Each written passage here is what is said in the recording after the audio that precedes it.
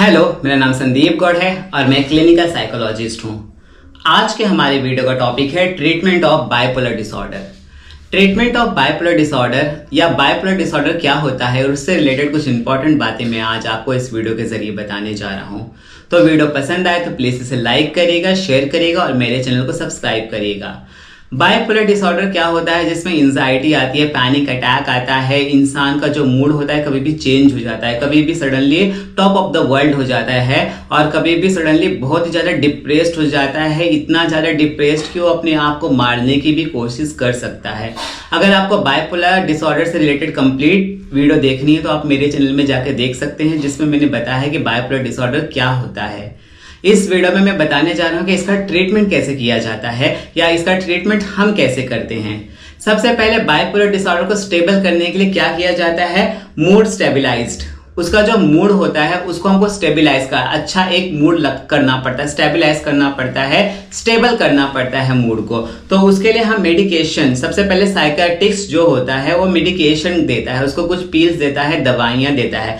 तो जो उसका मेडिकेशन होता है, मेडिकेशन कंट्रोल करता है मैनिक को और हाइपर मैनिक एपिसोड्स को। मैनिक होता है और एक हाइपर मैनिक होता है। मैनिक में जो उसका जो होता है डिप्रेशन, टेंशन होता है, और एक हाइपर मैनिक बहुत ही ज्यादा एक्सट्रीम लेवल पे होता है। तो मैनिक और हाइपर मैनिक एपिसोड्स को कंट्रोल करने के लिए, स्टेबल करने के लिए, स्टेबलाइज करने के लिए मेडिकेशन दिया जाता है। और वो मेडिकेशन क्या होता है? एंटी साइकोटिक पिल्स होते हैं, देन एंटी डिप्रेशन पिल्स होते हैं एंड साथ ही साथ उसको एंटी एंजाइटी पिल्स दी जाती है ताकि उसका जो मूड है वो स्टेबल हो जाए। और स्टेबल होने के बाद ही हम उसके ऊपर अदर जो थेरेपी होता है या फिर जो काउंसलिंग होता है या फिर उसके अदर जो ट्रीटमेंट होते हैं वो कर सके।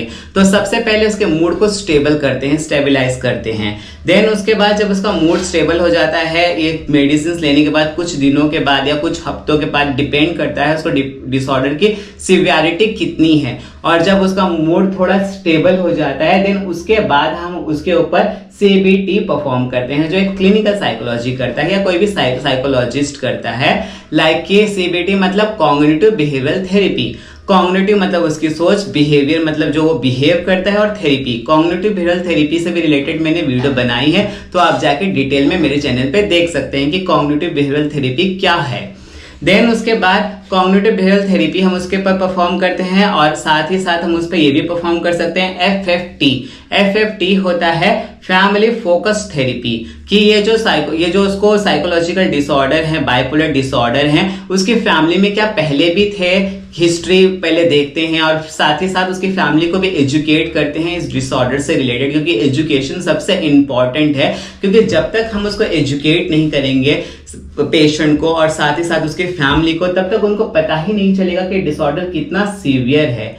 तो इसके लिए एजुकेशन देना सबसे इंपॉर्टेंट होता है जो भी डिसऑर्डर है उससे रिलेटेड। देन उसके बाद हम उसके ऊपर ग्रुप साइको एजुकेशन भी परफॉर्म करते हैं या ग्रुप थेरेपी भी दे सकते हैं, ताकि वो ग्रुप में आकर अपने आप को थोड़ा रिलैक्स महसूस कर सके। या तो फिर अगर उसका डिसऑर्डर बहुत ही ज्यादा एक्सट्रीम लेवल पे है और वो कंट्रोल नहीं हो रहा है मेडिसिन के थ्रू भी, तो इस सिचुएशन में आती है शॉक थेरेपी। उसको शॉक थेरेपी दी जाती है और शॉक थेरेपी देने के बाद वो इंसान टोटली रिलैक्स होता है, या रिलैक्स नहीं मतलब कि थोड़ा स्टेबल हो जाता है और उसके बाद वो मेडिसिन कंज्यूम करता है। देन उसके बाद थेरेपी परफॉर्म की जाती है। इसके लिए जो सारी थेरेपी होती है, सारे मेडिसिन होते हैं और शॉक थेरेपी होती है, और डिपेंड करता है कि उसका डिसऑर्डर कितना ज्यादा सीवियर है। और जितना ज्यादा डिसऑर्डर सीवियर होगा उतने ज्यादा उसके पिल्स बढ़ते जाएंगे, लाइक एंटी डिप्रेशन पिल्स बढ़ेंगे, एंजाइटी पिल्स बढ़ेगी, देन एंटी साइकोटिक पिल्स बढ़ेंगे और साथ ही साथ शॉक थेरेपी भी बढ़ सकती है। एंड ये सब होने के बाद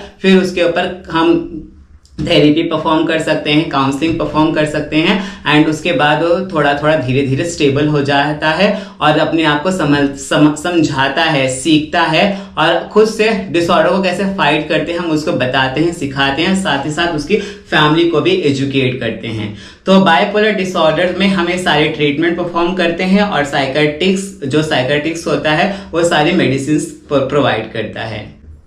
आई होप इस वीडियो में मैंने आपको बाइपोलर से रिलेटेड कुछ इंपॉर्टेंट बताई हो, उसके ट्रीटमेंट से रिलेटेड। तो अगर वीडियो पसंद आए तो प्लीज इसे लाइक करिएगा, शेयर करिएगा और मेरे चैनल को सब्सक्राइब करिएगा।